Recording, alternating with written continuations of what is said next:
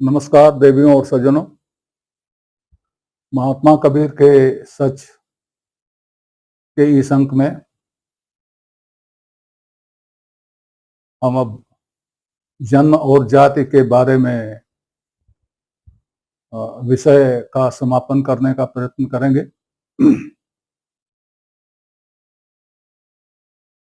विद्वानों से मेरा निवेदन है, कहानियां बनाने वालों से मेरा निवेदन है, कहानियां सुनाने वालों से मेरा निवेदन है कि कृपया कबीर को कबीर ही रहने दें,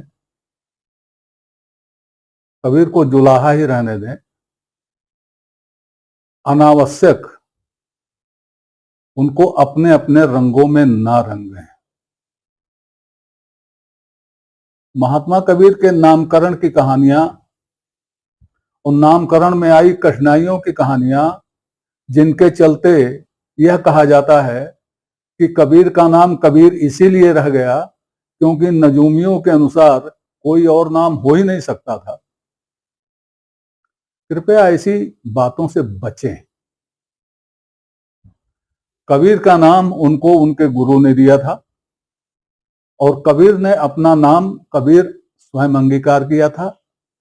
कबीर का नाम इस अंगीकरण के पहले क्या था यह किसी को ज्ञात नहीं है। कृपया उसको अज्ञात ही रहने दें। इन झूठी कहानियों से कोई काम नहीं चलने का और इससे कबीर की वाणी में जो कबीर जुलाहा हैं वह हट नहीं पाएगा। लोक की निगाह में, लोक के मानस में जो उनका प्यारा कबीर जुलाहा बसा हुआ है वह हट नहीं पाएगा। इसी तरह से उनके खतने की कहानियां ऐसी बनाई गई हैं जिससे सिद्ध हो जाए कि कबीर का खतना नहीं हुआ। खतना नहीं हुआ तो क्या हो गया, खतना हो जाता तो क्या हो जाता, खतना हो गया होता तो कबीर कबीर नहीं रहते। इस तरह की कहानियों से क्या मतलब भाई। और इस तरह की कहानियों का असर यह हुआ है कि कबीर के जीवन के सारे पहलुओं पर कहानियां बनती चली गई और कहानियों में वो आ गया जो कबीर ने कभी किया ही नहीं। तो कृपया विद्वान लोग, कहानीकार लोग, कहानी बनाने वाले लोग, कोटिकार लोग अब कबीर का पीछा छोड़ दें। इससे उन्हें कुछ हासिल नहीं होगा। और जनमानस से भी मेरी अपील है कि जब वो कोई इस तरह की कहानी सुने तो उस पर विचार करें, हतोत्साहित करें। अगर वो हतोत्साहित करेंगे, करने लगेंगे तो इस तरह की कहानियां नहीं बनेंगी। कहानियां तभी बनती हैं जब उनको सुनने वाले चाव से सुनते हैं। वो कहानियां ऐसी बनाई ही जाती हैं। लेकिन कम से कम कबीर के बारे में ऐसी कहानियां न बनने में, बाकी तो पूरा स्कोप है। आप कहानियां बनाइए, किसने रोका है।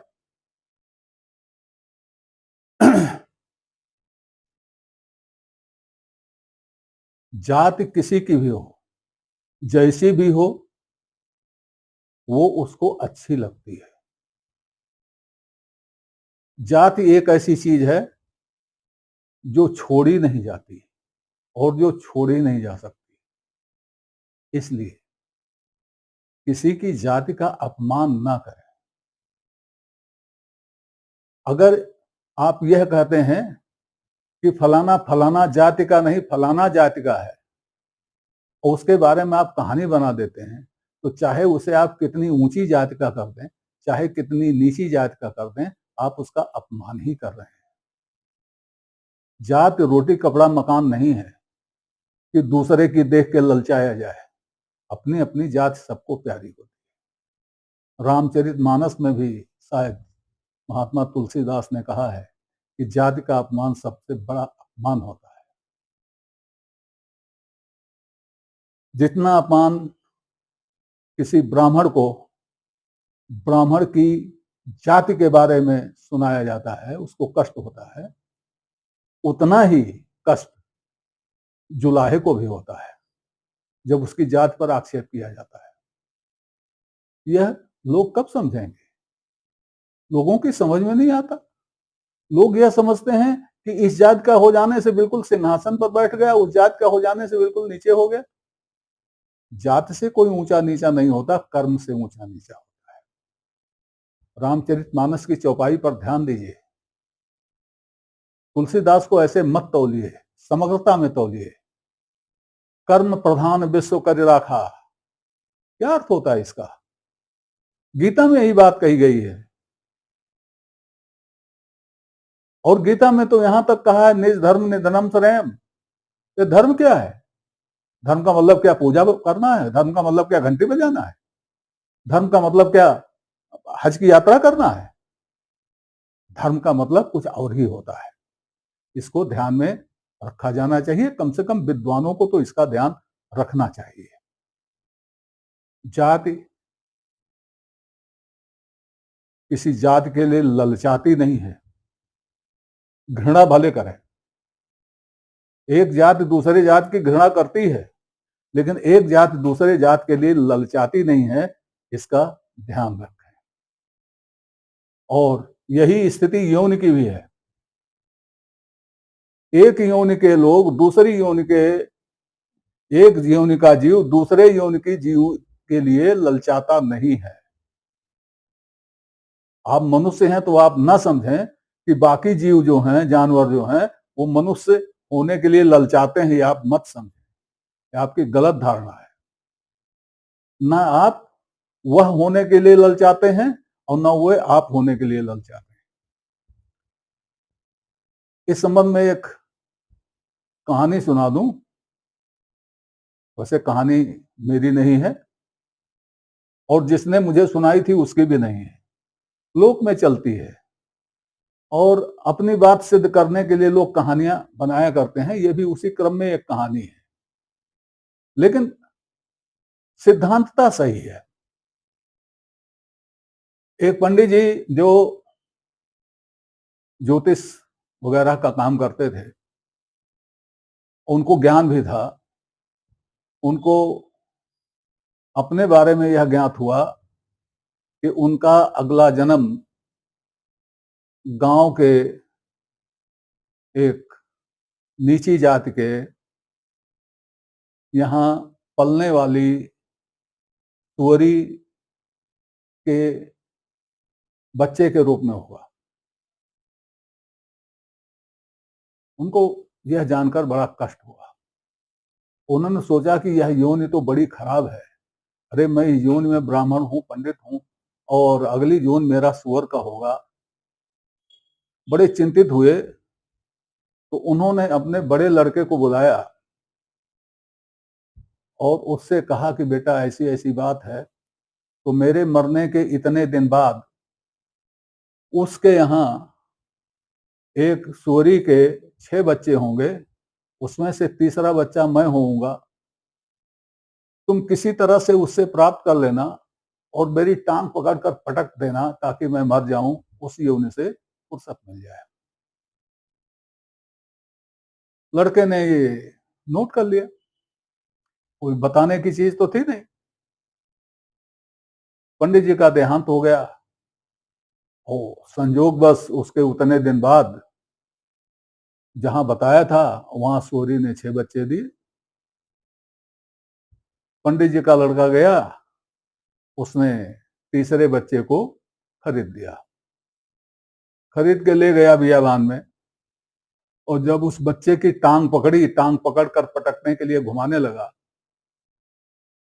तब उस बच्चे में स्थित पंडित जी बोले, अरे बेटा रहने दे, छोड़ दे, मुझे इसी योनि में आनंद मिल रहा है, रहने दे, जीने दे मुझे, मैं मरना नहीं चाहता।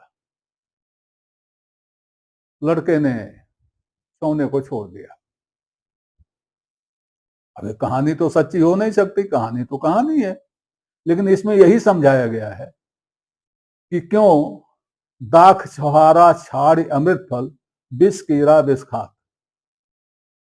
विष कीड़े को विष ही खाने दो भाई, विष कीड़े को दाख अमृत छुहाड़ा दे करके उसका अपमान ना करो।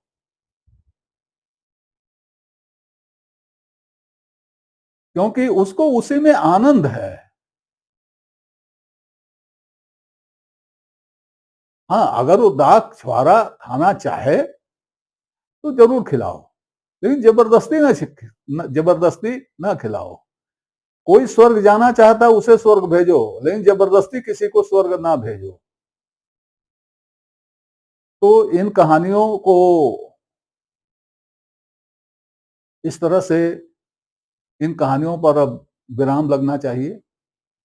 विद्वानों को चाहिए और हमको चाहिए और सबको चाहिए कि कबीर को उंगली पकड़कर मत चलाइए। डॉक्टर पुरुषोत्तम दास अग्रवाल की भाषा में, कबीर को उंगली पकड़ के मत चलाइए, बल्कि हो सके तो कबीर की उंगली पकड़कर चलिए। अगर आप कबीर की उंगली पकड़कर चलेंगे तो आपको दैहिक, दैविक, भौतिक तीनों प्रकार के तापों से मुक्त हो जाएंगे। तीनों प्रकार के भवसागरों को आप पार हो जाएंगे। सागर का नाम लेते ही मुझे एक और बात याद आ रही है। गंगा कितनी पवित्र है, गंगा देवी है, उनका जल गंगा जल है। क्या गंगा जल और गंगा देवी दोनों समान है? दोनों समान बिल्कुल नहीं है। गंगा जल है और गंगा देवी है। अब आइए वास्तविकता पर। सारे तीर्थ बार बार, गंगा सागर एक बार, क्यों भाई? इसको कभी सोचा है? सारे तीर्थ बार बार, गंगा सागर एक बार। इसको गहराई से सोचिए, क्यों कहा गया है? ये इसलिए कहा गया है कि गंगा सागर वह स्थान है जहां गंगा जाकर समुद्र में मिलती है। एक तो जहां मीठा पानी खारे पानी से मिलता है और एक में एक हो जाता है। दूसरे, गोमुख से लेकर गंगा सागर तक गंगा में कितनी नदियां और नाले मिलते हैं, इसकी कल्पना है आपको? जो नदियां गंगा में मिलती हैं उनमें कितने नाले नालियां मिलती हैं, इसकी कल्पना है आपको? कितने खेतों का पानी गंगा में जाता है, इसकी कल्पना है आपको? किस किस तरह का पानी जाता है, इसकी कल्पना है आपको?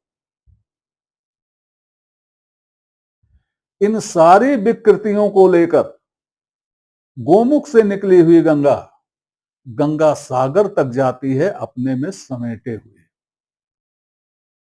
आपस में उनका कोई बैर विरोध नहीं होता, कोई झगड़ा झंझट नहीं होता, सब एक साथ चलते हैं। गंगा सबको लेकर एक साथ चलती है और अंततः गंगा सागर में समा जाती है। वहां आप यह नहीं जान सकते कि कौन नाले का पानी है और कौन गोमुख का पानी है। नहीं नहीं, इधर उधर नहीं कर सकते। अब अगर गंगा सागर में स्नान करते समय आपको यह ध्यान आ जाए कि हम कितने गंदे गंदे पानी में नहा रहे हैं, तो फिर आपका गंगा सागर नहाना व्यर्थ हो गया। उसी तरह से यह समाज है। कितने लोगों को, कितने तरह के लोगों को लेकर साथ साथ चलता है। इस समाज में स्नान कीजिए। इस समाज की बुराइयों को इस तरह से मत देखिए जिस तरह से हम आप देखने के आदी हो। ऊंच नीच मत देखिए। कर्म, ओछे कर्म, ऊंचे कर्म, बड़े कर्म, ये मत देखिए। स्नान कीजिए। अब मैं ये कहानी ऐसे नहीं सुना रहा हूं। एक बात बताइए, जो भी जल होता है उसको हम प्रतीक रूप में गंगा जल कहते हैं, लेकिन वह गंगा जल गंगा तो नहीं होता। गोमुख से जब गंगा निकलती है तो गोमुख से निकला हुआ जल गंगा जल होता है, गंगा नहीं होता। मतलब ये हुआ कि गोमुख से निकलते ही गंगा के जल में विकृतियां आ जाती हैं। गंगा गंगा नहीं रह जाती।